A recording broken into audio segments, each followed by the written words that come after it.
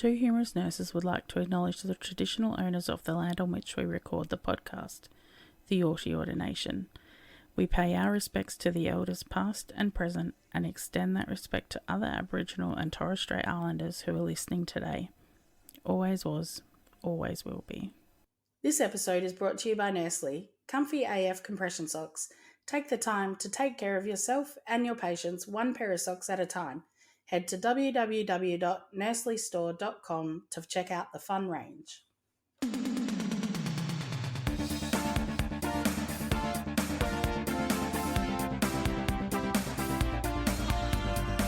Two humorous nurses with Kelly and Alisha. The podcast that hassles people to come on their podcast. Welcome to Two Humorous Nurses, where we plan to bring you funny, informal, conversational chat about all things nursing and paramedics. Today, our guest is not only a nurse turned paramedic, educator, dog lover, and fellow coffee enthusiast, he's also a bit of a superstar, and you may know him from the TV show Paramedics. We have Mike Fox with us today. Thanks for coming on the pod, Mike. Hey girls, how are ya? Good. So I'm just going to start by saying that we watch Paramedics, or I watch Paramedics with my daughter, and you and Eamon are her favourites. Like, she was so excited when I said who I was interviewing. She was like, I want to come on. That's not fair. Can you tell us a bit about your nursing career maybe, and what made you move into the world outside of the hospital and into the back of an ambulance? Absolutely. I loved nursing. I was a nurse for 5 years. So I did a double degree in paramedicine and nursing. So that's the 4-year bachelor, because I thought, I really actually only wanted to do nursing. And I thought, extra year, I'll just add on paramedicine and see what happens. So did the whole computer match and grad program thing, worked at, like a medium-sized metro hospital, did emergency, did med-surg, really liked respiratory and oncology, but ended up going back to emergency for another 4 years. Yeah. And kind of did my bits there, did my post-grad and crit care. And then I was sort of maxed out in clinical way. Like, there was not much more clinically to do. And I didn't want to go into management, and I didn't want to go and do the full post-grad to be an educator, as much as that would have been cool.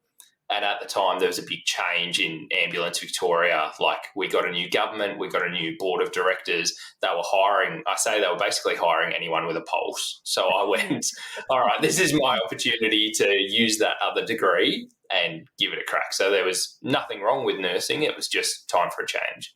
What are the requirements, if you don't mind me asking? Like, when you do a double degree, is it like a priority that you do your grad year first with nursing, and then is your paramedic just always there, or do you have to do extra shifts? Like, how does that work? So luckily, when I changed over, paramedics weren't registered with APRA. So it was basically anything went. And then I think in about 2019, paramedicine got registered. So now there is a requirement, and it's really hard for people doing that double degree because, you've got to do your nursing grad year the first year out. And that's exactly what I did. And then fell in love and stayed for 4 years. But so now you can do that. I think you have about 2 years of grace period with your paramedicine before they start asking questions. Yeah, right. Thanks for that. That is interesting. So now what's your role within the ambulance service? Oh, yeah, sorry. So I've been with Ambulance Victoria for just ticked over 5 years now. So I'm a basic paramedic, advanced life support, but I also teach and do safety and peer support, manual handling, and I teach paramedicine at the local uni as well. And how was that transition for you going from nursing to paramedic? Well, it's actually really hard because, you do all the clinical stuff in nursing, and nursing and paramedicine is pretty similar clinically. Like, as an emergency RN, it crossed over quite well. But do you think I knew how to park the car properly, or how to get someone out of a house? It's like, I'm used to them. I was having this conversation the other day. As a nurse, your patients are in beds, yeah? Most of the time, your patient's in bed. Yeah. So that's my mindset. I'm used to seeing the patient in a bed. So I walk into their house, hey, Mike from the ambulance, blah, blah, blah. They're tucked up in bed, all nice and comfy. And they'd be like, oh, I'm so sick. I'm so sick. And I go, oh, that sounds terrible. Check them out. And my partner would walk up, rip the covers off them, go, come on, mate, sit up for me. And suddenly they'll be perfectly fine. And it's because, like, you know, when you're in your own bed, you feel sick as 10 men, you just want to be left alone. So it was a really big transition, not clinically, but logistically. And, you know, working out, instead of having a big pharmacy full of drugs, I've got this one bag and it's only got so many drugs in it. There are a lot of limitations. You know, I would be used to walking up to a doc and going, hey, doc, this person needs a central line or a NORAD infusion or ICU review, whatever. In paramedicine, it's like, oh, we'll just drive a bit faster for this one maybe, or we might get intensive care paramedics for this one. Like, it was a big, big change. Yeah, and there's no bell for you to ring for other nurses to come running. Like, no, but conveniently, there's also no patient call bell, so it kind of, I'll take that. You know, everything you were just describing, I was thinking that's what it feels like to work where I work now. Like, you can't, like, you look around and go, who's in charge? And you're like, oh, fuck, it's me. Damn it. Okay, and I just feel like I'm winging it most of the time. Yeah, just let that imposter syndrome set in. Yeah. Just marinate in it. It was like exactly one of my first shifts back from maternity leave. I'm in charge of the hospital. Oh, jeez. And the next person in charge is one of our good friends. She had just gotten back from maternity leave as well.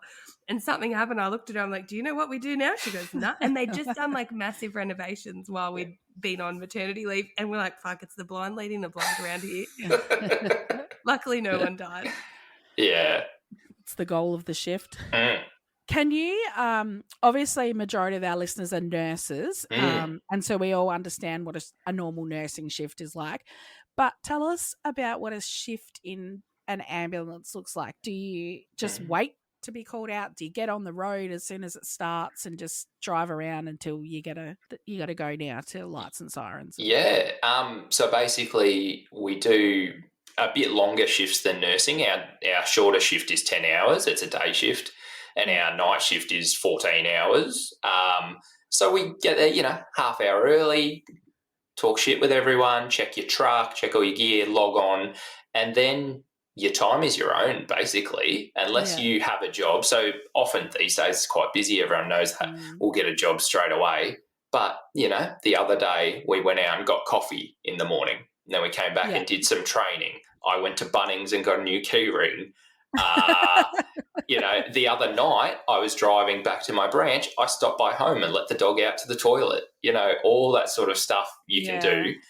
But at any time you can hear a little beep, beep, beep, beep, beep, and that's your radio going off. You've got to go to a job, and it can be anything. I love that. That's the dream. I am trying to poach some nurses, so I'm going to tell you all the good stuff. Yeah. What's the best part about being like a paramedic? Obviously we like to know the ins and outs of these things. So, you know, what's your favourite part about it? So my typical answer to that is, you know, it's the pay and the coffee and the uniform and the driving fast, because they're all better than in nursing, to be honest. Okay. The coffee definitely is, but really, like, the actual answer to it is going to be, I don't have to answer to anyone, essentially. Like, you guys know how it is. You go, I know exactly what this patient needs, but I've got to go to the doctor and get an order. And even if they're a great doctor that do it, I've then got to go to the drug safe and sign out that drug, the DD, or I've got to double check the injectable. I've got to go to the patient's bedside, and in that time, 10 other people are going to want a piece of me. Whereas in paramedicine, I do the assessment, I choose what drug to give, I choose how much and when, and I'm totally in charge of what's going on. I obviously lean on my partner to help me make decisions, but ultimately I don't have to answer to anyone. I've got almost total autonomy. And how do you feel about that? Like, obviously you have to have really amazing assessment skills then if you're making those decisions for the things that you see. Yeah, and I think that's where nursing really saves my ass every day. Yeah. Like, compared to, someone who's done a 3-year paramedic degree is usually 21 when they come out, maybe done a year of a graduate program, and has never seen, like, I went to an Addisonian crisis the other day, and if I hadn't done nursing, I wouldn't know anything endocrine. I wouldn't have known anything about it. So it's so handy. But yeah, you're right. There's a lot of risk, and you take that risk on yourself, or you take the liability on yourself. And that's probably the opposite end of it. That's probably the big negative, is that there's no one to really, well, there are supports, but there's no one there beside you, or no Met call buzzer that you can push. Yeah. I find my father-in-law had a really big heart attack a few years ago now, 5 years ago, at the local footy ground. And I just happened to be there on the day. And I called for an ambulance, and I, said that it was cardiac, and it took 30 minutes for the ambulance to arrive. And someone had dropped off the automatic defib, but he was in the front of a ute that was parked so close to the car next to him. And I knew I couldn't get him out, and there was all these people around, but nobody was like paying any attention. Yeah. And I was thinking, at what point do I drag him out of this ute, or call the footy boys over to drag him out so I can use the defib? And yeah, jeez. And I remember just thinking, when the paramedic turned up, like, I've never been happier to see you, because he put the leads on, and straight away he was like, he's having a STEMI. And I was like, oh God, like, here we go. Like, I knew it was cardiac just by looking at him. One look at him, and I was like, this is wrong. But I just remember thinking how in control that paramedic was to make that decision, give some morphine, and just get him the fuck out of there. And was like, we're going to head this way. I'm getting my car, and you just follow us. And it was really, that's my first experience outside of a hospital dealing with something. And I remember just thinking, I don't have oxygen. I don't have I don't even know how to use this automatic defib machine. Like, I was just like, where's the button to ring? And that 30-minute wait was just the most intense thing. And I remember he came, and he was so calm, and I just thought, oh wow, I could not do that. Well, so it's so interesting you say that. I had a similar experience helping someone on the side of the road, little old lady, tiny cut, couple of Band-Aids, nothing. But because I was outside of the hospital environment, I was shaking like a leaf, just trying to put a basic dressing on. I'm like, come on, man, I do this in hospital, no dramas. But as soon as you're outside that environment, and especially if it's, a family member, you're going to be stressed out. And that was one of the big things going across to paramedicine, that you sort of just push through and get used to. But it's hard. Yeah. It was really, it was the first time, other than dealing with the paramedics in the hospital environment, which, and I was blown away. What do you reckon, like, conversely to your favourite stuff, what do you reckon's like the hardest part of your job then, if you... Oh, yeah. I think probably it's along the similar vein. It's the lack of support. So very lucky in the hospital, there's educators, there's doctors, there's specialists, there's ICU. Even in smaller hospitals, at least there's other nurses to help you out. But for me, and I work with graduates a lot, or we've got a lot of emergency surge workers who aren't even paramedics that we're working with at the minute because of COVID. Yeah. So I'm the senior paramedic on the car. And that's fine. 99% of the time, it's nothing. You just do whatever. But like the other day, it was my call to cease resuscitation on someone. Yeah. Sure. And that was a bit like, even though I've been in for a while, that was a bit, oh, okay, actually, I'm the paramedic. I have to make that decision. And, if I stuff it up, I knew I had Micah right on my ass, and they came in after I'd called it.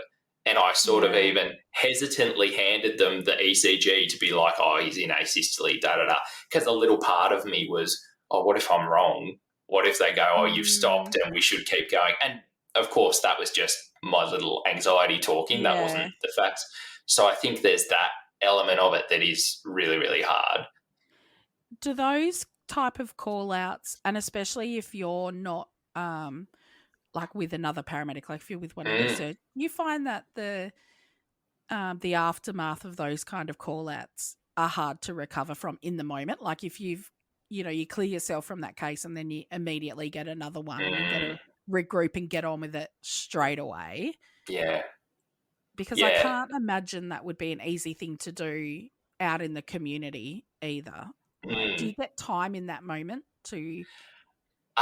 Look, you can ask for it, but routinely we're not going to. Oh, I'm such a macho man, I'm going to be so tough. I try not to be like that. I try to role model not being like that. But ultimately you go, so this exact situation happened the other night. We did the cardiac arrest. it was on the side of the road in the bucketing rain that we've just had blow through. Oh, Yeah. And he was so wet, we were worried about defibbing him. Luckily, he was in asystole, fortunately for us. Not for him, unfortunately. No. And you go, yep, the patient's deceased, police come, and we hear there's a Micah crew that needs backup. There's no one else available for like 30 kilometres. So, of course, we're going to clear. We're going to go do that job because we've got to. And it was all good, but it does accumulate exactly what you're saying. You know, there's not much of a chance to blow off some steam or debrief. Yeah, that would be hard because I know what it's like. And I'm sure you know it's like in a hospital situation too. You can you don't always get that time immediately to debrief. You have to sort of do it later in the shift. And I imagine if you're out on the road, it's even harder, especially if you go to something else that's just as catastrophic in the next call out. So this is why I always say I'm happy to watch it on TV, but I don't want that adrenaline rush in real life. Yeah. So I'll just watch you do it. We'll shift focus a little bit because what I've found on your Instagram is you're very big on education and putting things out there, and you've got your Whiteboard Wednesdays that you do. Can you tell us a bit about how they came about, you know, why you do them? And yeah, definitely. So I've been doing Whiteboard Wednesday for I think probably 2 years or so. And it actually, I love the whiteboard because it's just so simple. It's a bit colourful, visual learn, all that. But I always just did it for myself or for my students. And then when COVID hit, we had a really rapid change of guidelines. Like you guys are the same. Today, wear a gown. Tomorrow, don't wear a gown. Wear a P2 mask. Wear whatever. Yeah.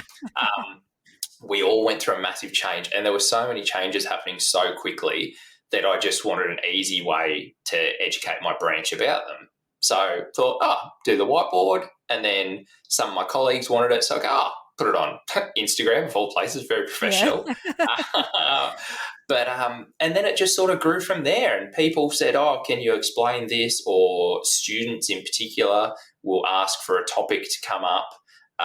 In fact, the other day, our clinical practice guideline team who write the book that we follow, they asked me to do a whiteboard for a new guideline. So it's sort of just gotten a life of its own from there. Yeah. Even if you're not a paramedic, it's really interesting to watch and read and learn about it because some of it reflects in nursing as well. So now, Mike, we've got some questions from listeners to ask you. And the first one is the uniform heavy? Oh, wow. Okay. I do a little Q&A. I've never had that question before. No, the uniform's not heavy, but I'm one of those people that tries to carry everything on myself. So if you can imagine when I was a nurse, I had the biggest pouch you could get and I had everything in it. The tape, tongue depressors, lubricant. No, just girls, come on, keep it professional. Keep it professional. Mm-hmm. I know. But, you know, the doctors loved it because they'd be there doing a PR exam or something for a trauma or whatever they want to do. Oh, where's the lubricant? In comes Foxy with my little man bag. Ding! So now as a paramedic, I don't carry lubricant. But, you have wetting, like in the army with all of your tactical... No, but I would love that if it was socially acceptable to wear a chest rig. Because I'm in the Army Reserve as well, so I've got my webbing. I could put that on. I get made a lot of fun of it. I don't know. I don't think you call it this in nursing, but in paramedicine we talk about the Batman factor, and it's how many things you have on your belt. You know, Batman's got his utility belt.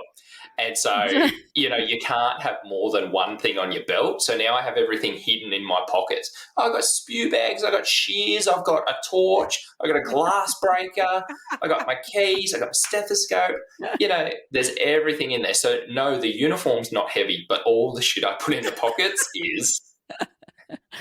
That's so funny. I love Murphy's Law, like in the urgent care centre, it's like if you make all of the beds perfectly, you will not need them.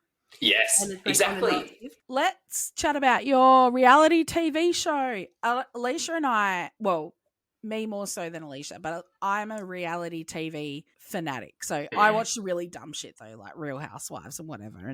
But the Paramedics shows and ED shows and things like that I'm obsessed with because as nurses I think we don't ever see that side of it, and so Yeah, I love watching it with my daughter, although we've had to have many conversations about CPR and how babies are born because of it, which is fine. I'm happy to talk about that stuff with her, but what's it like trying to do your job on TV? Like, how were you selected? Like, you and Eamon are amazing. So. Well, I might start with how we got into it. It was actually a bit of a joke. They put out a expression of interest, like they say, hey, who wants to do this TV show? And I always said when I was a nurse, I loved One Born Every Minute, the midwifery show. Yeah. I loved that. That was so good. And I always said as a nurse, I would love to do something like that. And then this Paramedics came up. And I was a graduate still. I'd been in the job for like 8 months. I'm like, oh, yeah, I'm top shit. I'm going to bloody apply for this. No one else in the branch would apply for it. It was just me. And they accepted that. They took me on board. So it's certainly not who's the best paramedic or even who's the most handsome paramedic. If you can just, gob off a bit and talk a bit of trash and have a good time doing it. Yeah. Exactly. No one else put their hand up. So, poor Eamon gets stuck with me, but we get along like a house on fire. We're actually really good mates now. So you didn't know him? You just I'd never met him. I'd never met him before. Oh, wow. And we just showed up to shift, and as you can probably tell from the amount of stuff I carry in my pockets, I try and be a professional character. I try and be, the shirt was ironed and bloody everything like that. And he's a lot more of a casual guy. And so together we're a very odd couple, but it really, really works. But in terms of doing the job with cameras floating around, that's challenging. That's really, really hard. We were just filming the other day and we're in this really hot house upstairs trying to take a lady that weighs about 150 kilos down the stairs on our mat that we use. Yeah. And I'm like, effing staircase, effing architect, who the fuck designed this? Da, da, da, da, da. And then I look over and there's our camera guy just laughing at me with the camera right in my face. I'm like, you can't use any of that. You've got to cut that away. That's funny. You did a bit of a like behind the scenes on Insta the other day with all the cameras in the ambulance, and I was like, wow, they really capture you from every angle. Like, they do. I can't have a good side because they get all my sides. So. I think the funny, like last year, or I don't know if it was last year or the year before, actually, with COVID, and everyone's like masked up. And was it you that came up with the idea to wear the badges with like your faces on it? That's it. I've still got mine. Eamon hated his. So much. He was such a bugger about it. And he's handsome. Like, why would you say no to that? One of my patients today, I've only ever known during COVID, and he took his mask off, and I thought, God, you do not look how I thought you would look, because I've literally never seen him without his mask.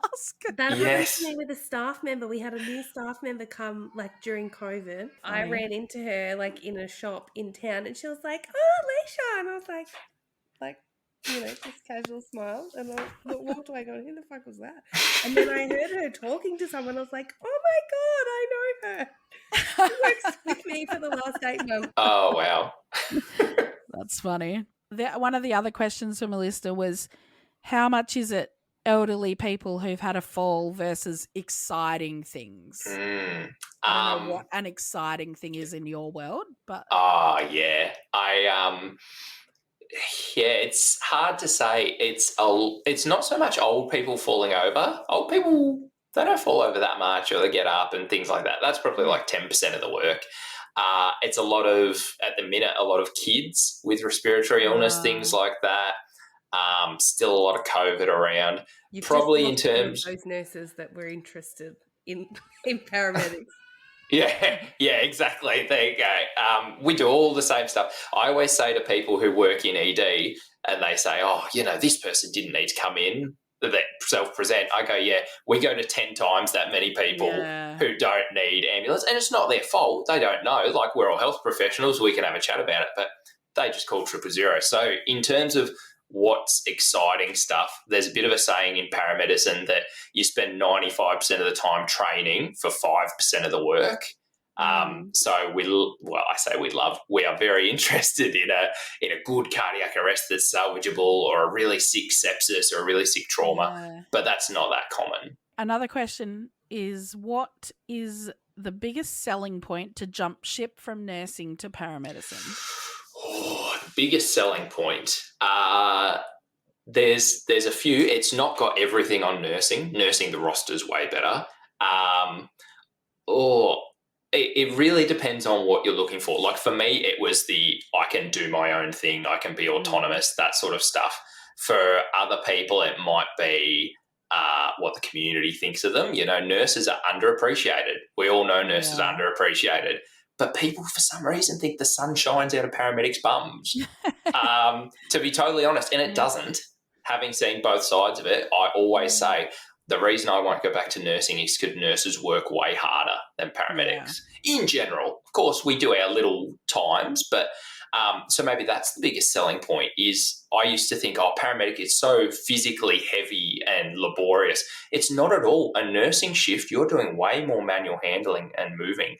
So I always thought if I got injured, I'd go back to nursing, but nursing is too hard. I'd be better off actually staying in paramedicine. So if you're looking for a change, like I was, that's probably the number one thing about paramedics that would attract you. Yeah, I definitely remember in my grad year thinking that I'm like, hey, I'm 23 and I feel like I got the back of a 60-year-old bricklayer. Like, you know, they don't warn you about that. No one tells you to do your core exercises when you get into nursing. Yeah. That's why I always put the bed up so friggin' high to do anything. Yes. Everyone's all like, why do you do that? I'm like, because I'm not bending over, mate. And that's it. And you do your no lift thing and you go, sweet, I'm never going to lift a person in my life. But then you shower them, you toilet them, you help them walk to the toilet, you roll them and do pressure care. That's all really physical stuff that nurses do. Yeah.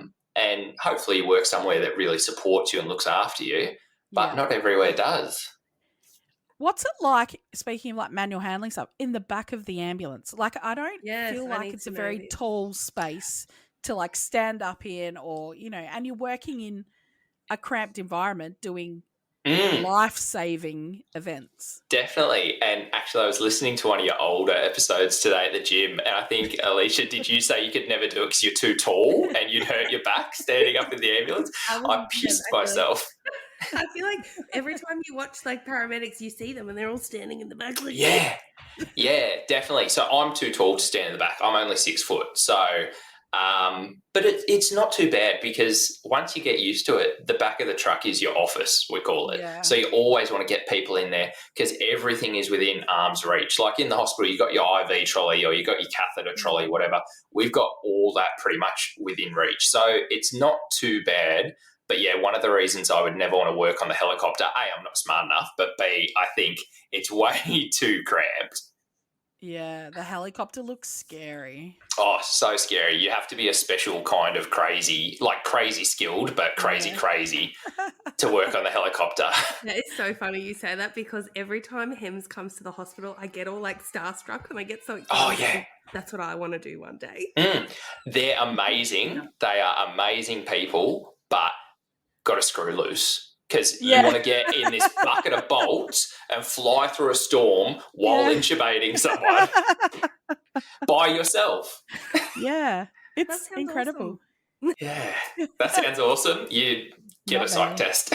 Maybe I need to become a paramedic. Maybe you should.